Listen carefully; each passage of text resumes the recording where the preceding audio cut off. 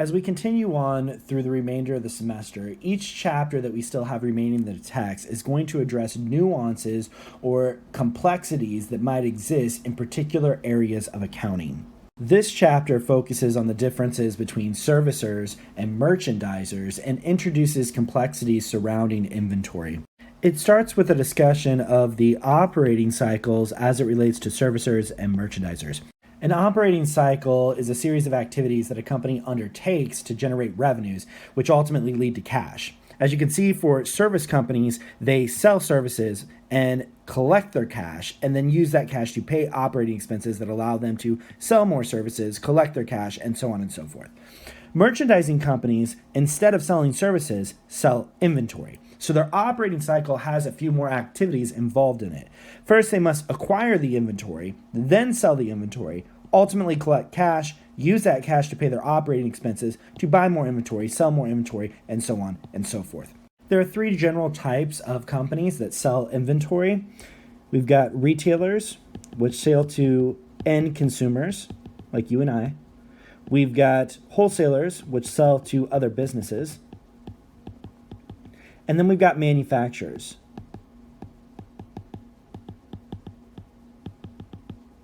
Which may sell to wholesalers, retailers, or perhaps end consumers. Of these three types of companies, manufacturers are the only ones who actually make their inventory. So manufacturers make their own inventory. Wholesalers and retailers buy inventory that's already made from someone else. When we consider this, retailers and wholesalers are going to be the ones we focus on because they're less complex than manufacturers. In fact, manufacturers have so many more complexities in comparison that we have to have an individual accounting class just to talk about it. So we'll focus on manufacturers in cost or managerial accounting, but in this introductory financial accounting course, we'll only focus on retailers and wholesalers. And you can think of the transactions that we start to talk about in this chapter as applying to both of those types of inventory sellers equally. Differences in the operating cycles and the underlying activities between service companies and the merchandising companies leads to differences on the financial statements. So for instance, on the left-hand side here, you can see a service company. And notice we're looking at the balance sheet to begin with. The balance sheet shows for the service company that it has things like supplies on its balance sheet. Supplies are goods that the service company might acquire for internal use when providing its services. Whereas on the balance sheet for a merchandising company, you'd instead see inventories. Inventories are goods that a company acquires not to use internally, but to sell externally. So for instance, it's the products that a company is going to sell. You also see differences on the income statement as well. For a service company, they record a revenue, just like a merchandiser records a revenue, but we would classify their revenue as service revenue because they're providing services. And when a merchandiser sells its product, we classify its revenue as sales revenue. Additionally, you see a new account on the merchandiser company's income statement. This new account is cost of goods sold. Cost of goods sold is an expense, and it represents literally the cost of inventories. Specifically, it is the cost of inventory that was sold. We don't get too creative when we're coming up with names in accounting. So up here on the balance sheet, we record inventory when it's acquired, because remember, we're dealing with merchandisers that are either retailers or wholesalers. We record inventory when it's acquired as an asset. And then once that inventory is sold, we decrease the asset. So the current asset will go down, and we increase the expense as cost of goods sold. And so that's what cost of goods sold represents right here on the income statement. The difference between revenue, sales revenue, and cost of goods sold represents gross profit.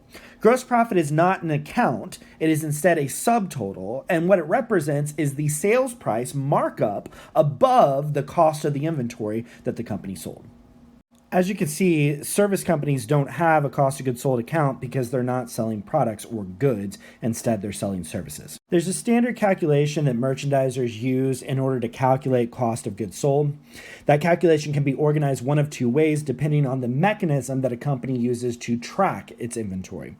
The calculation, which we call the cost of goods sold equation, CGS stands for cost of goods sold, is calculated by taking beginning inventory, BI, plus purchases, And this provides for us what we call cost of goods available for sale. So CGAFS is cost of goods available for sale.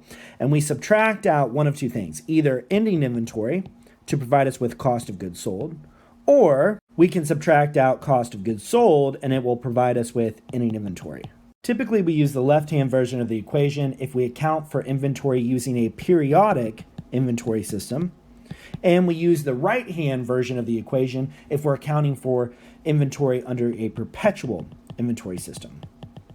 As the names imply, a periodic inventory system is tracked periodically by a company where they will close down their store and count the inventory that they have periodically to determine how much is left, whereas a perpetual inventory system constantly keeps track of the inventory moving in and out.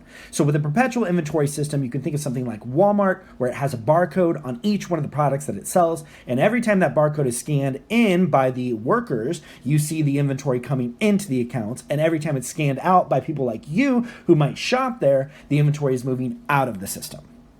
We'll record the journal entries associated with inventory and cost of goods sold here in another video, but let's first get a little bit of practice using these equations with a couple of cases. Each case asks us to solve for a missing amount that I've highlighted yellow.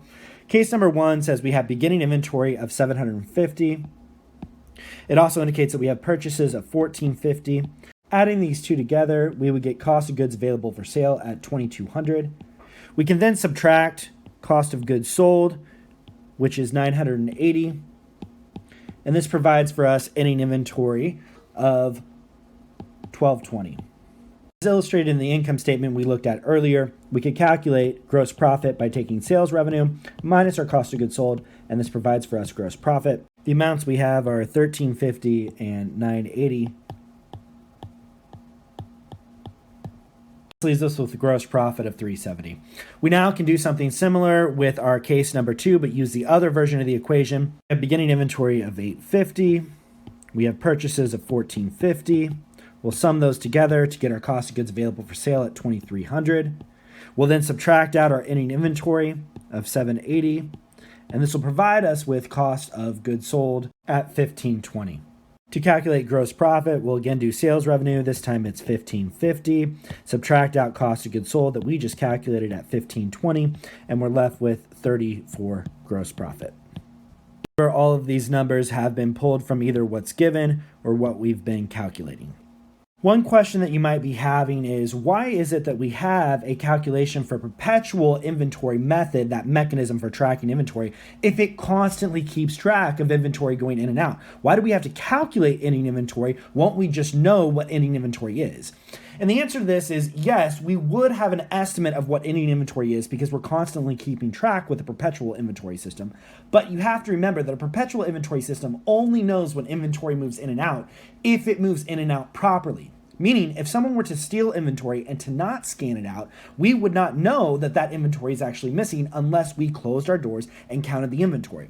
Thus, by calculating inventory and ending inventory like this, we can compare this back to what our actual count is and look for differences. And we call those differences shrinkage, which is our last problem that we're going to work here.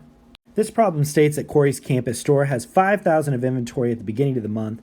During the month, the company buys $53,000 and sells merchandise that had a cost of $36,000.